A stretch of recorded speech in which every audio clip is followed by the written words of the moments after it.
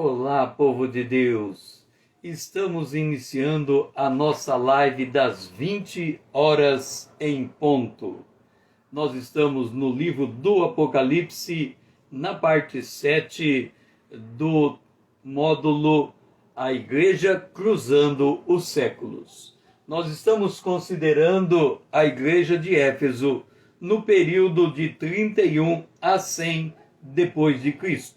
Nós vimos, demos uma olhada por cima a respeito da maneira como Jesus falou com a igreja, reprimindo, elogiando, dando promessas, e fizemos uma contextualização da igreja sob a ótica do Senhor e da igreja diante da realidade do dia a dia, as lutas e as batalhas que ela tem de enfrentar.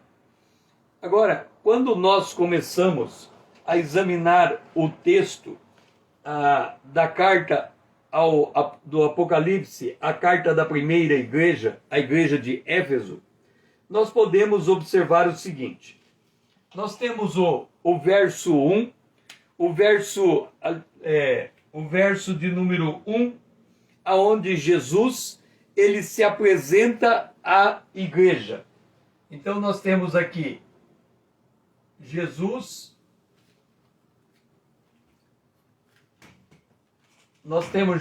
se apresentando à igreja.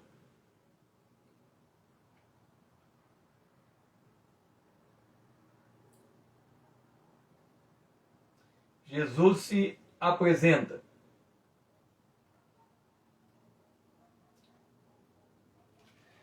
Uma vez que Jesus se apresenta, e já comentamos acerca disso, que ele se apresenta tendo na mão direita 7 estrelas, andando no meio de 7 candeeiros, ele começa dizendo: conheço as tuas obras. Então ele vai dizer: conheço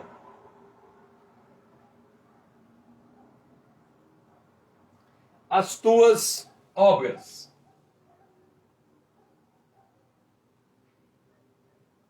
Jesus também destaca que ele conhece o labor da igreja. Ele também conhece a perseverança da igreja.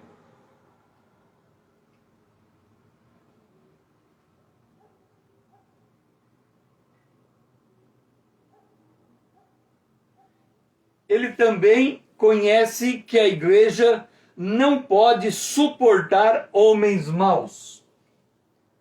Então ela não suporta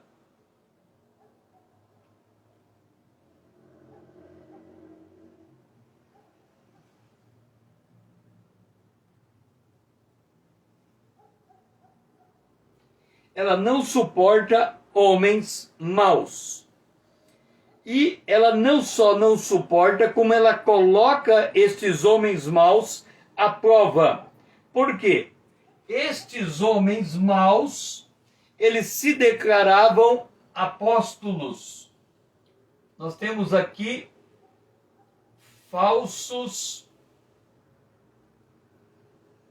apóstolos.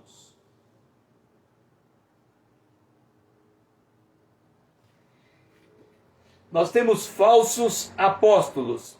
Eles se dizem apóstolos, mas na verdade eles não são. E quando a igreja coloca esses falsos apóstolos em prova, eles descobrem que os falsos apóstolos são mentirosos. E esta igreja tem perseverança, suporta provas por causa do nome de Jesus, e não se deixa esmorecer. Esta é a primeira visão que o Senhor tem da igreja. Deixe-me falar uma coisa para você. Preste atenção aqui. Quando Jesus olha para a igreja, a Bíblia, Jesus disse em João capítulo 10, que ele é o bom pastor. Ele conhece as suas ovelhas e por ela ele é conhecido. Há uma relação de intimidade entre as partes. E aqui Jesus destaca que ele quer olhar para as nossas obras. Quais obras nós estamos praticando? Estas obras, este labor, esse trabalho, ele exige perseverança. Por quê? Porque ser cristão em um mundo ímpio é nadar contra a correnteza, é nadar contra o pensamento da maioria, principalmente num tempo hoje, quando se determina aquilo que é positivo, aquilo que é o padrão de comportamento, o padrão de pensamento do homem mediano. Aquele que contraria esse padrão, que pensa diferente, ele é mal visto pela sociedade. Então, perseverar andando com Cristo é andar contra a maré, nadar contra a correnteza desse mundo. E há de se notar que o Senhor observa que esta igreja, falsos, faltou o L, né?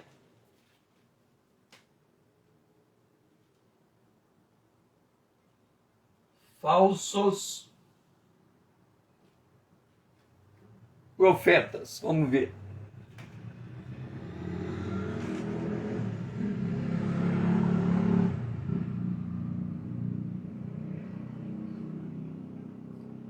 Falsos apóstolos, agora está certo. Então, a igreja, ela olha e ela discerne aqueles que estão no seu meio. E ela suporta uma prova em que ela está passando. Quer dizer, o mundo está no maligno e ele se infiltra dentro da igreja. Quer dizer, mesmo dentro da igreja, nós precisamos ter discernimento de quem está junto conosco. E o Senhor, quando ele observa esse quadro, ele diz: tenho, porém, contra ti. E aqui vem a repreensão. Contra ti. O que o Senhor tem contra a igreja de Éfeso? Aqui diz: eu tenho contra ti que abandonou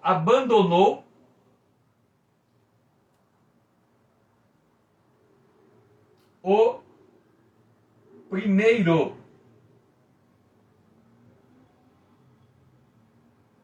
amor. Então, o Senhor tem contra essa igreja que ela abandonou o primeiro amor. E aí o Senhor diz: arrepende, volta a praticar as primeiras obras. Volta a praticar as primeiras obras. Então, esta igreja que está suportando prova, aqui estão os vencedores. Aqueles que não conseguiram suportar esta prova, aqueles que caíram, eles têm que lembrar da onde eles caíram. E aqui a ideia é: da onde você caiu. Lembra?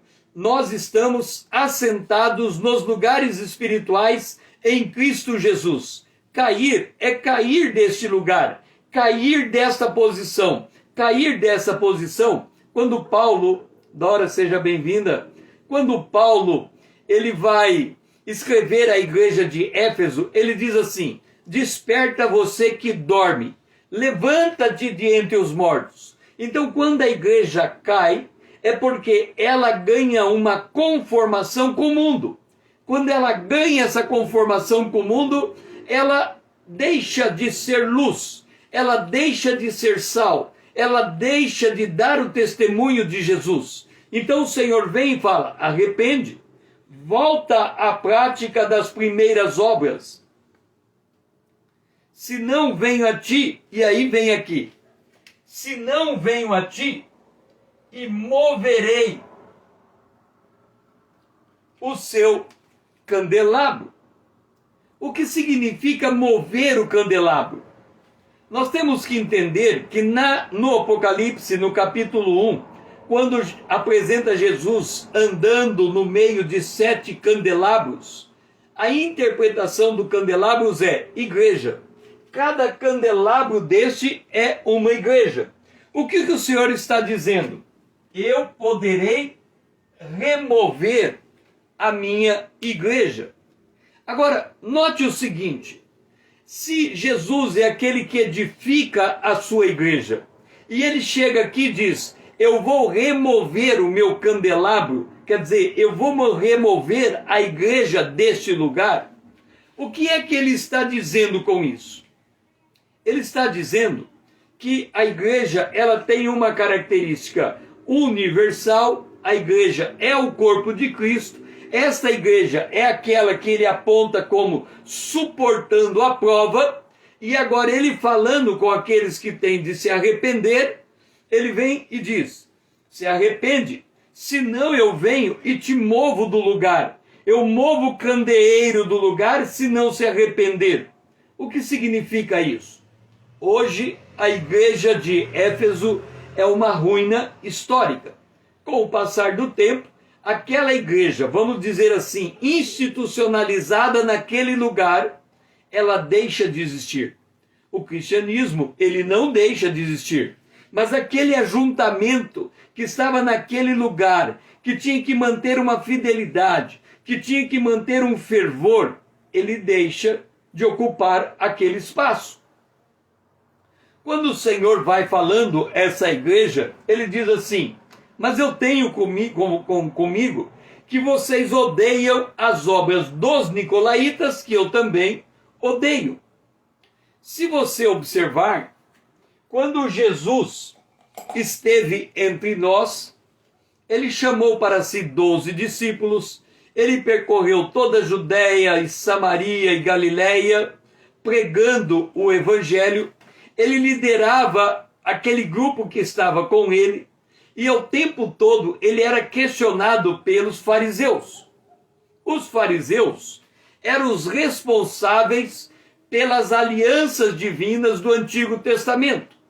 Os fariseus, eles tinham por obrigação interpretar a Bíblia, entregando para o povo o recado de Deus. Mas eles se afastaram tanto da posição que eles deveriam ocupar, que quando chegou num dado momento, eles chegaram ao ponto de crucificar Jesus. E depois, no ano 70, os romanos vêm, invade Jerusalém, destrói o templo, esparrama o povo de Deus sobre a face da terra, e não se ouve mais falar do partido dos fariseus, do farisaísmo, dos escribas, dos sacerdotes, não se ouve mais falar deles. Da mesma maneira, a igreja do Senhor, ela tem que manter a sua fidelidade. Caso contrário, não se ouve mais falar dela. Ela perde a capacidade de influenciar o mundo que ela cerca. Ela perde a capacidade de ser relevante. Por quê? Porque ela deixou o primeiro amor. O primeiro amor é Jesus. Ela deixou de andar com Cristo. Ela deixou de se moldar à imagem de Cristo. E nessas condições, o Senhor vem e diz, o que tem ouvido, ouça o que o Espírito diz à igreja. Aqui é muito importante. Ouvir é ouvir espiritualmente, é ouvir de tal forma que a gente consiga compreender o que Deus fala e carregar aquela palavra para o coração, sendo moldado na imagem de Cristo. E aí a promessa a esse vencedor que é capaz de ouvir o que o Espírito diz à igreja, este vencedor é aquele que se alimenta da árvore da vida.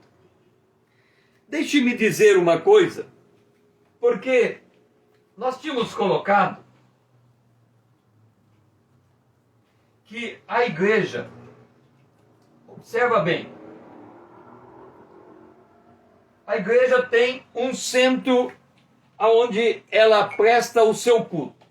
Então nós temos aqui uma nave de uma igreja, aqui nós temos um púlpito, e aqui nós temos os bancos da igreja. As pessoas reunidas para ouvir o pastor pregando. Jesus é aquele que anda entre os castiçais. Então, Jesus, eles devem estar no púlpito da igreja. Então, aqui eu tenho o púlpito da igreja e Jesus no púlpito da igreja. O pastor, ele está à direita. Então, ele está à direita. Ok? Esquerda. Eu tenho que trocar o lado. Ele está à direita. Agora, deixe-me colocar para você um mistério da palavra de Deus. Presta bem atenção. Vamos abrir Hebreus, capítulo 10, versículo 15 em diante. Eu quero que você venha comigo para Hebreus, capítulo 10, o versículo 15 em diante. Diz assim: e disto nos dá testemunho também o Espírito Santo. Ok. Nós estamos lendo aqui, ouça o que o Espírito diz à igreja. Aqui, na carta aos Hebreus, está dito a mesma coisa. O Espírito Santo está dizendo alguma coisa. Esta é a aliança que farei com eles, depois daqueles dias, diz o Senhor. Porei no seu coração as minhas leis, e sobre a sua mente a inscreverei. E acrescenta: também de nenhum modo lembrarei dos seus pecados e das suas iniquidades. Esta é a palavra do Senhor. O Senhor, ele coloca em nós, olha só, ele diz aqui, eu ponho no seu coração, ele está falando com você, presta bem atenção, porque é uma carta para nós, ele fala com você, fala comigo, ele diz, eu ponho a minha lei no seu coração, ok? Grava isso, ele põe a lei no seu coração. Ele põe a lei também na sua mente. Então você tem a lei de Deus no seu coração e na sua mente. Esta lei de Deus que está no seu coração e na sua mente, ela está gravada em linguagem espiritual. César, como funciona isso? Quando você tem um computador, você já deve ter ouvido falar do programa chamado Windows, Sistema Operacional do Computador. Como funciona o Windows, Sistema Operacional do Computador? O hardware do computador, o processamento do computador, ele só consegue trabalhar com linguagem binária.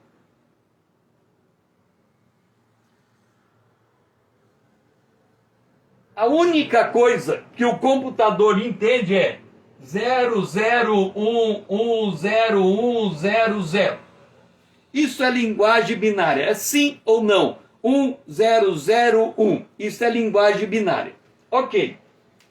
Quando você compra um software,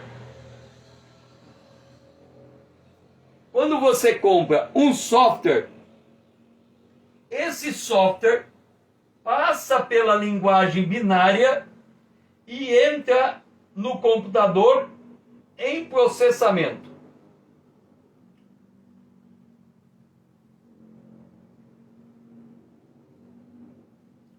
Então o computador, ele entrega a resposta.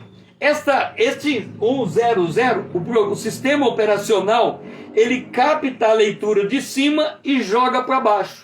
E ele faz essa comunicação entre a máquina e o software programado por alguém.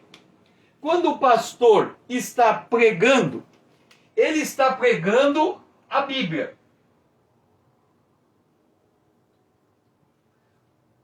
O que ele está pregando? A Bíblia. Aqui nós temos a Bíblia. Ele está pegando uma palavra daqui e transmitindo para você. Esta Bíblia no papel, é equivalente ao software, ao programa de computador. Quando você pega um programa de computador, por exemplo, de receita, você registra todas as receitas do dia, ele soma e te entrega ao final do dia a soma da tua receita. Então ele processa, te entrega a... Então o pastor, ele pega a Bíblia e ele prega a Bíblia. Ele dá entendimento do que a Bíblia está falando. Esse entendimento, ele entra pelo seu ouvido. Então, você está ouvindo a palavra de Deus. Quando ela chega, você tem a tua mente e você tem o seu coração. Ok? Você tem a sua mente e o seu coração. A palavra de Deus, ela entra pela mente e desce para o coração. Quando ela entra na mente, o que você tem lá na sua mente? O texto disse, você tem a lei. Quando ela processa na mente e entra no coração, o que você tem no coração? A lei. A lei, ou eu inscreverei a minha lei no seu coração, a lei é o mecanismo que vai testificar a verdade. Então, o pastor está pregando a Bíblia, ele está falando, você está ouvindo, a mensagem entra em processamento na tua mente, quando ela passa pelo crivo da tua mente, você lembra a palavra de Deus que você memorizou, que você está lendo, porque o pastor está pregando o texto, você está acompanhando ele, então você está lendo o texto, então esta palavra está processando. Quando ela processa na sua mente, e você diz, é isto, é a verdade, é a palavra de Deus, entra no seu coração. A emoção, a alegria, a admiração, o prazer, a verdade, a veracidade daquela palavra penetra no seu coração. Lá no seu coração, ela também vai processar de acordo com a lei que está impressa no seu coração. Agora, vamos voltar uma página, vamos para o capítulo 8 do livro de Hebreus, para nós entendermos o papel do Espírito Santo. Olha só. E de fato, repreendendo-os, olha só, o Senhor diz, arrepende-te, arrependa, se você não se arrepender, eu vou vir até você e vou mover o teu candeeiro. Ou seja, aquela igreja daquele lugar, ela vai deixar de existir. Observa, quando a Roma invadiu Jerusalém, o judaísmo em Jerusalém deixou de existir. Mas não no coração dos judeus, porque os judeus foram espalhados pelo mundo. E eles levaram aquela herança. Lembra que o Senhor disse que eu tenho contra você, e ele fala, aliás, eu tenho comigo que você odeia a obra dos nicolaítas, e depois eu falo, eu sei que você suportou a prova. Ele está dizendo que os membros daquela igreja estão ou aprovados ou reprovados. Então não é que todos os membros são reprovados. Uma parte aprovou, outra parte reprovou. Quando essa parte que reprovou, ela chega numa situação de comprometer o testemunho daquele lugar, ele remove o candeeiro, como ele removeu Israel.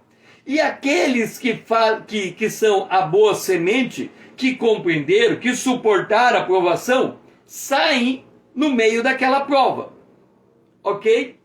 Bom, então vem aqui e diz assim, Porém, capítulo 8, versículo 7. Olha só.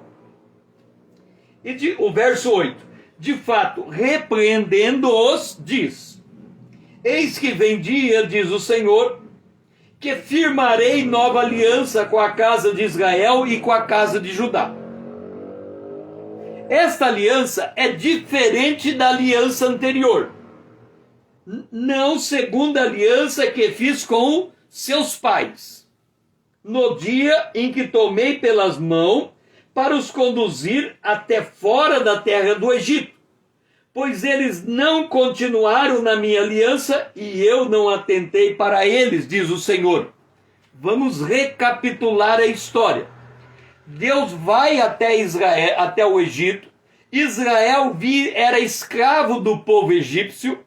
Deus tira Israel com mão forte, com braço estendido, pega aquela geração, leva aquela geração até o deserto, e eles deveriam do deserto ir para Canaã. Lembra que eles enviam 10 espias? 2 espias dizem: a terra é extraordinária. É como Deus falou, vamos tomar posse daquela terra. Mas 8 disseram não. Aquela terra tem inimigos terríveis e poderosos. Tem até os gigantes, antigos filhos do Anaquins, dos Anaquins. Então nós não vamos conseguir tomar aquela terra. A maior parte, 80%, desistiu. O que o Senhor fez? Removeu o candelabro. Eles não puderam entrar na terra prometida. Mas Caleb e Josué entraram. O que eu estou dizendo? Se você está no meio de uma igreja que perde o primeiro amor, ao ponto do Senhor ter que remover esta igreja, você que permanece íntegro não é removido. Ok, mas os dois, Josué e Caleb, tiveram que ir para o deserto. Foram, passaram pela prova, andaram 40 anos com aquele povo, andaram, mas quando chegou a hora de provar quem era quem, somente os dois entraram. Toda aquela multidão morreu. Qual é o princípio aqui, César? Por que você está dizendo que o povo que sai do Egito morre no meio do caminho, só 2 entram porque tiveram fé para entrar? Eu faço uma outra pergunta para você, presta atenção. Quem é que entrou? A geração que nasceu no deserto. Quem é a geração que nasceu no deserto? Filhos dos que saíram do Egito. É que é muito complicado nós entendermos a lógica divina no mesmo corpo. O que eu estou dizendo com isso? A geração natural, aquela que saiu do Egito, aquela que experimentou o pecado, morreu. A geração espiritual, aquela que nasceu no deserto, viveu. César, o que significa isso? A carne, o homem natural, para nada aproveita. Lembra que eu falei que nós somos justificados e nós somos santificados? A justificação mata o homem natural. O homem natural é corrompido por natureza. O homem natural, ele não tem jeito de ser reformado. César, o que você está dizendo? Eu não posso melhorar a minha vida? Eu não posso me aperfeiçoar do ponto de vista natural? Não. Como assim? Nós devemos mortificar o velho homem e revestir do novo homem. Foi implantado dentro de nós uma nova natureza que não compactua com a natureza antiga. É por isso que a Bíblia diz que o justo viverá pela fé. Ele vive pela fé porque ele anda baseado no que a palavra de Deus diz a respeito dele, e não daquilo que vem nas suas entranhas. Então, chegando aqui, vem esta repreensão. Porque esta é a aliança que firmarei com a casa de Israel depois daquele dia, diz o Senhor. E aí ele vem e diz: na sua lei, na sua mente, imprimirei a minha lei, e também sobre o seu coração as escreverei. Então, quando eu nasci de novo, quando você nasceu de novo, presta bem atenção, Deus pegou dentro da minha mente, dentro da sua mente, e colocou a lei. Ele pegou dentro do meu coração, dentro do seu coração, e colocou a lei. César, que lei é esta? É a Bíblia, em linguagem espiritual. A chave da Bíblia está aqui e está aqui. Agora, entenda, ele diz assim: e eu serei o seu Deus, e eles serão o meu povo. Deixe-me contar um segredo para você, porque nós estamos na primeira igreja do Apocalipse. Jesus, o Senhor, ele está falando com esta igreja. Esta igreja tem um anjo, esta igreja tem os membros. E o Senhor está falando com toda a igreja. E ele diz: olha, tem o líder e os liderados, o pastor e as ovelhas. E ali há uma operação de erro. Há alguém no meio que se diz apóstolo e não é. O Senhor é que está abrindo os olhos da igreja. Agora, olha o que ele diz aqui: e não ensinará jamais, olha só, presta bem atenção, e não ensinará jamais cada um ao seu próximo, nem cada um a seu irmão, dizendo: conhece o Senhor, porque todos me conhecerão, desde o menor deles até o maior. Você vai dizer assim: César, eu entendi bem. Você está dizendo que depois que nós entramos na nova aliança, porque esta nova aliança é o Novo Testamento. O Velho Testamento é a antiga aliança, é a aliança baseada na lei. A lei veio por Moisés, a graça veio por Jesus. Este é o novo mandamento, é a nova aliança. É uma nova época, uma nova era. É chamada a dispensação da graça. Agora, presta atenção. O Senhor diz que depois que isso acontece com você, ninguém precisa ensinar nada a você. Não, não. Você vai dizer: César, isso aqui é o que está na carta aos Hebreus. A Bíblia não pode sustentar essa verdade. Vamos abrir em João, 1 João, capítulo 2,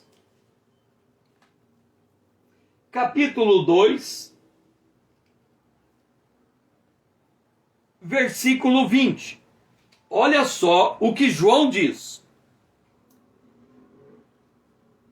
E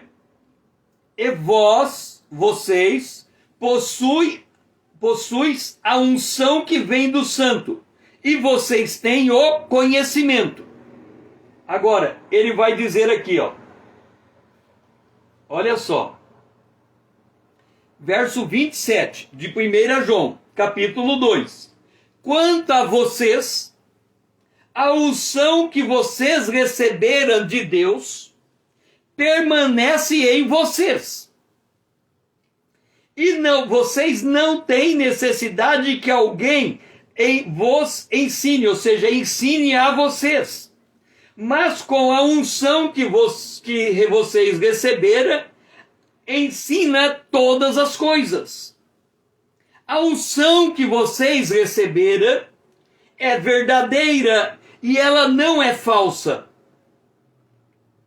Permaneça nesta unção, como também essa unção ensinou a vocês. Observa que o livro de João a carta de João está concordando com a carta aos Hebreus. E nas duas estão dizendo que nós não precisamos de ninguém que nos ensine, porque a unção que nós recebemos nos ensina todas as coisas. Agora, está faltando dedo aqui para marcar. Vamos para João, capítulo 14. João, capítulo 14, é um dos mais importantes capítulos da Bíblia. Por quê? Que João, capítulo 14, é importante. Por que João, capítulo 14, é importante? Porque no capítulo 13, Jesus está com 12 discípulos. Naquele capítulo, Judas estava junto. Naquele capítulo, no capítulo 13, Judas se retira para trair Jesus. No capítulo 14, 15, 16 e 17, Jesus está somente com os 11 discípulos. Nenhum traidor no meio. Os que foram fiéis. A estes o Senhor fala. E aí vem. Ouça o que o Espírito diz à igreja.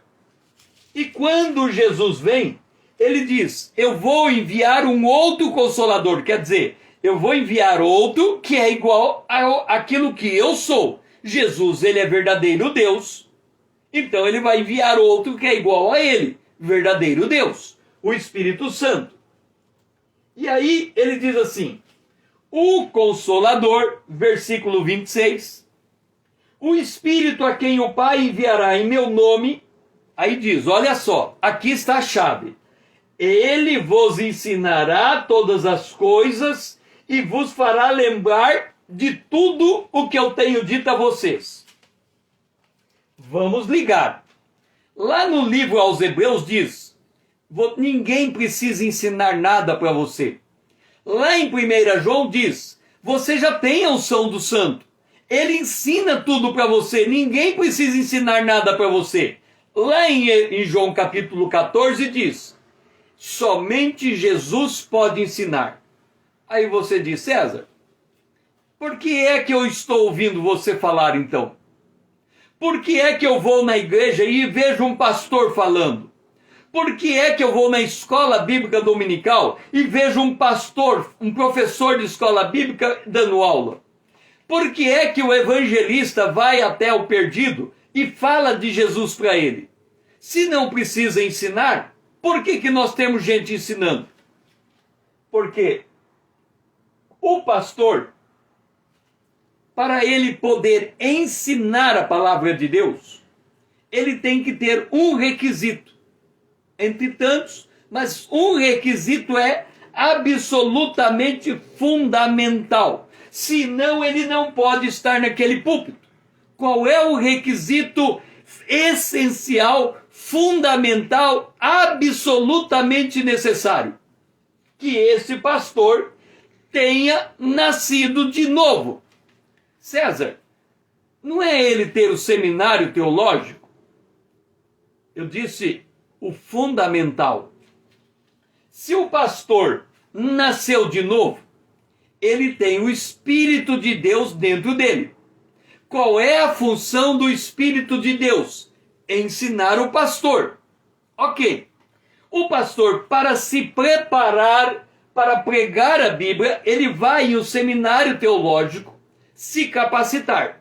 Ok. Ele conhece a Bíblia de Gênesis, Apocalipse, sabe manejar bem a Bíblia, estudou e aprendeu. Como é que ele aprendeu? Professores ensinaram ele. Mas como é que ele validou o ensino? A lei estava na sua mente, a lei estava no seu coração. Agora, vamos entender o mistério. O pastor está no púlpito, ele está pregando. Quando você senta na igreja, você vê o pastor falando com você. Um homem lá e o outro homem aqui. Uma mulher lá, uma mulher aqui. Ou seja, alguém está falando, alguém está ouvindo. Aquele homem que está na tua frente, trazendo a Bíblia em forma de pregação, ou em forma de ensino, ou em forma de evangelismo, que está falando com você, ele está pregando a Bíblia e dentro dele tem o Espírito Santo para o iluminar. Ele pregou a Bíblia. O Espírito Santo, ele está no pastor. O pastor está pregando a palavra na unção do Espírito Santo. Mas eu que estou ouvindo, deixe-me desenhar aqui a minha pessoa, eu que estou ouvindo, você que está ouvindo, que tem a mente e tem o coração, ok? Que tem a mente e o coração, nós também temos o Espírito Santo.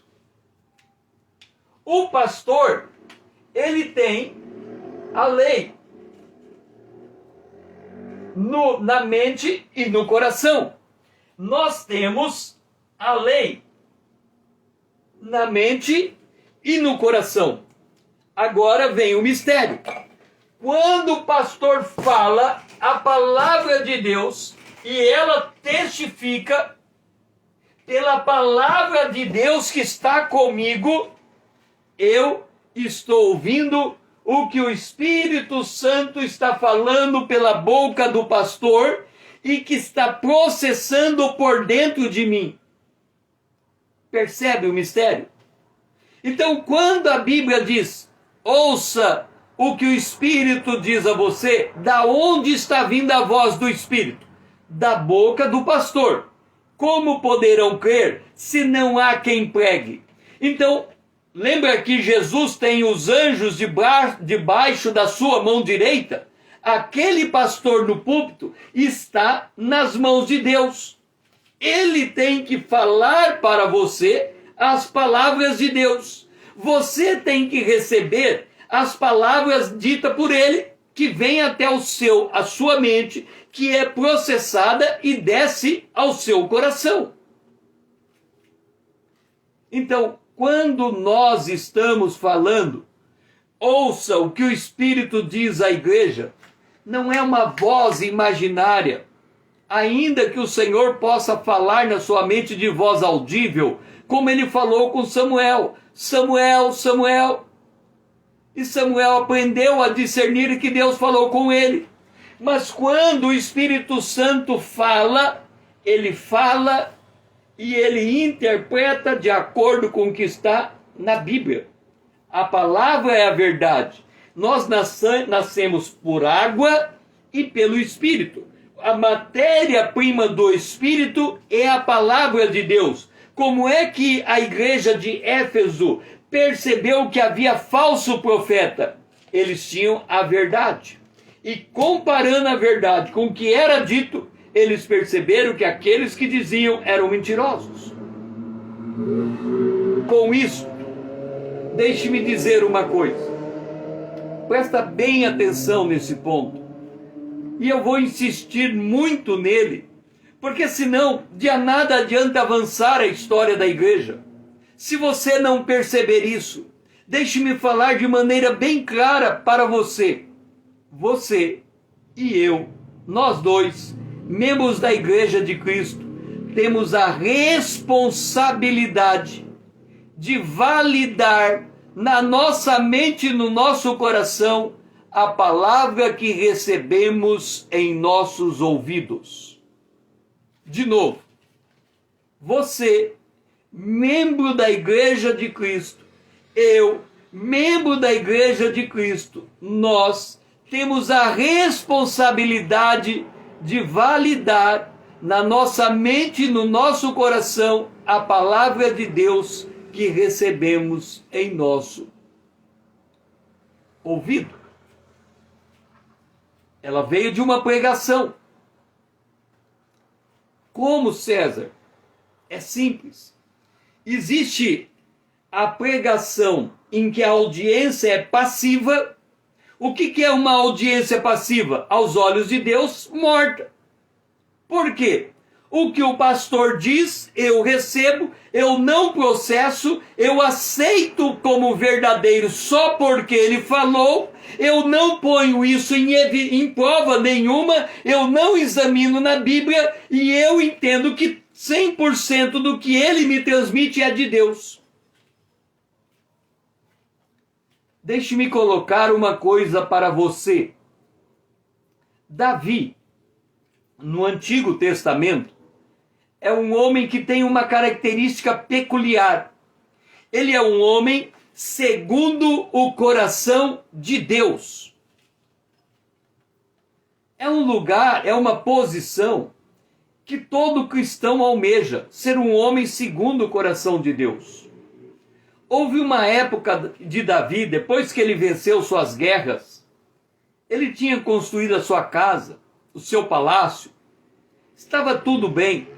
Davi ainda não tinha cometido adultério, nem isso você poderia imputar contra a vida de Davi.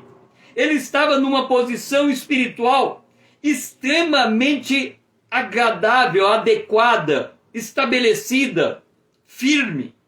Nada podia ser questionado acerca de Davi.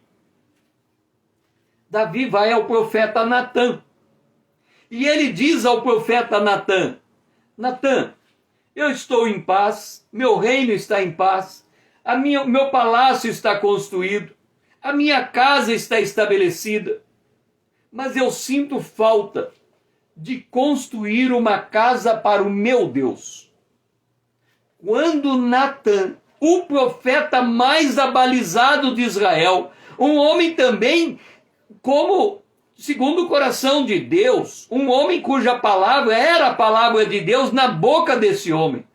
Ele olha para Davi, ouve o que Davi tinha no seu coração e diz: vai e faz, porque isso é de Deus. Equivalente para nós, de Deus dizer: César, eu chegar para você e dizer: olha, eu vou ali na esquina comprar um terreno, construir uma igreja e levantar uma igreja. Levantar uma comunidade. E você fala: César, isso é de Deus.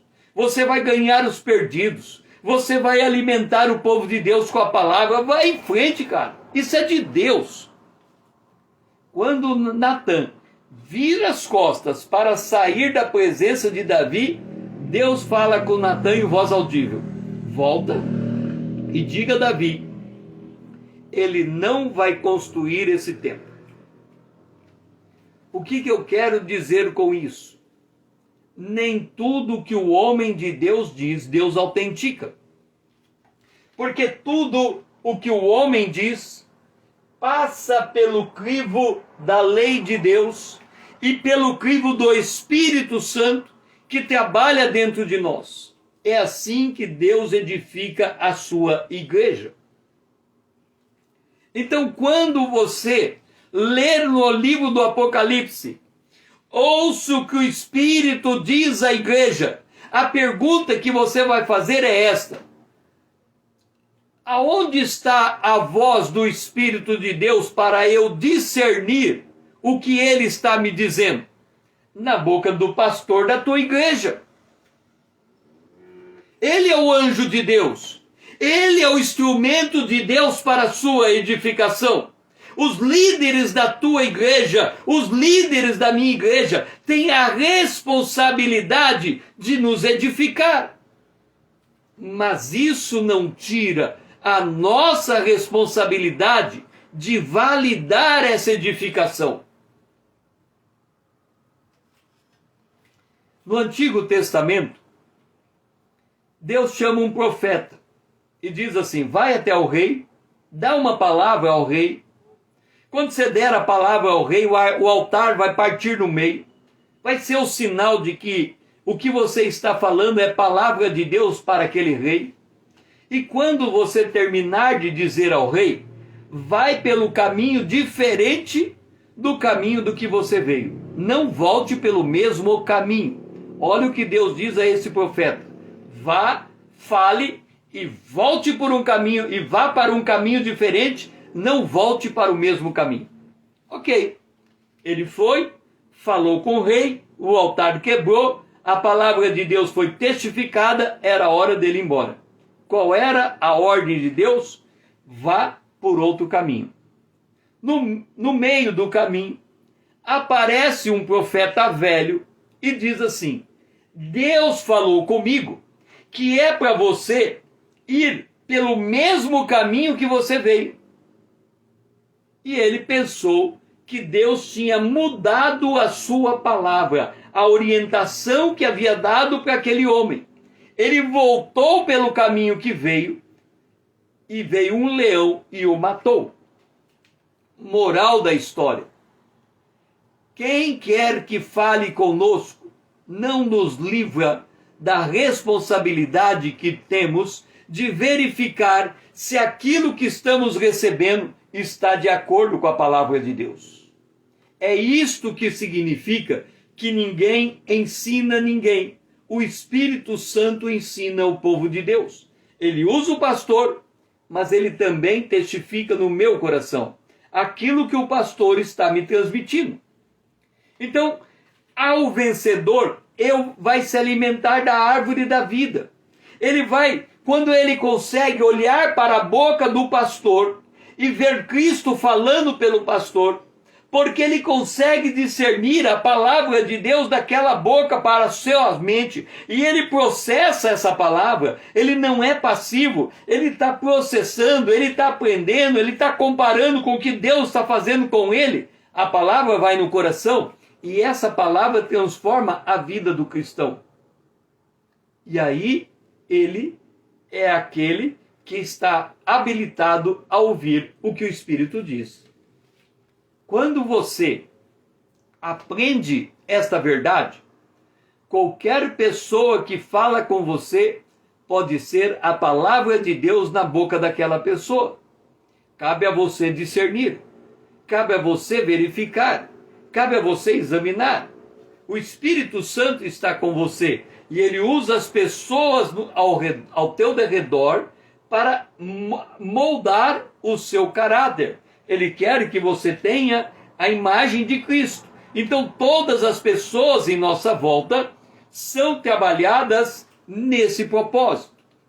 E ali vem: o Senhor é aquele que tem as 7 estrelas e que está no meio dos candeeiros. Ele conhece a obra, a nossa obra, o nosso labor, a nossa perseverança. Ele sabe que aquele que é fiel, eu e você podemos ser aquele que é fiel, suporta provas por causa de Jesus e não esmorece.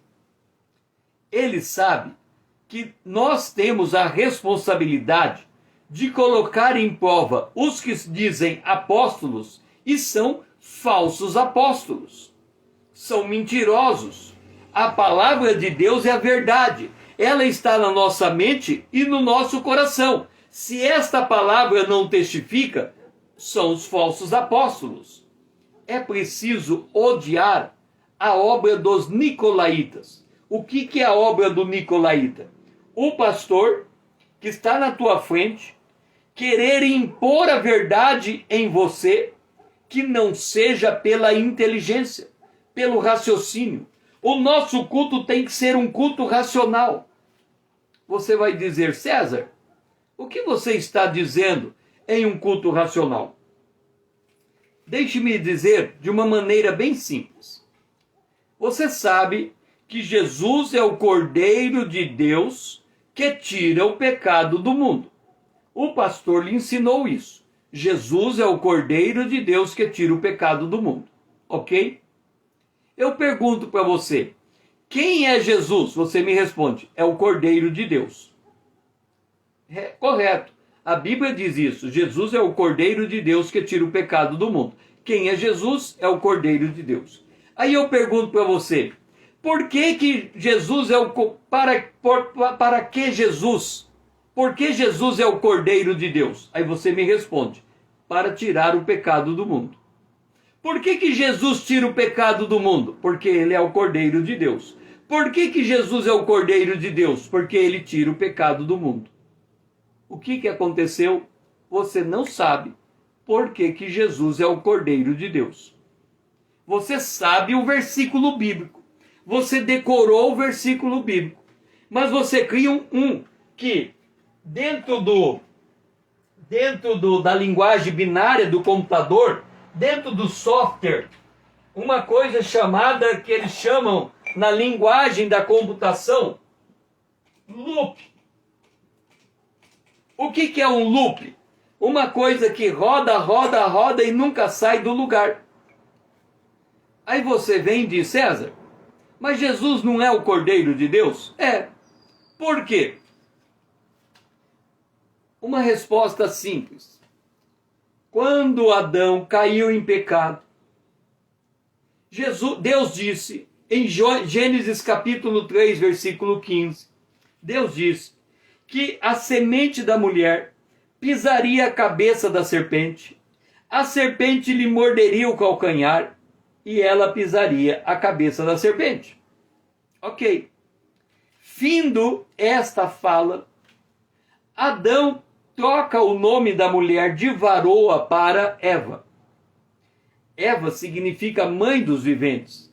Mas acontece que antes ele havia comido do fruto proibido. E Deus havia declarado: se comer do fruto proibido, morre.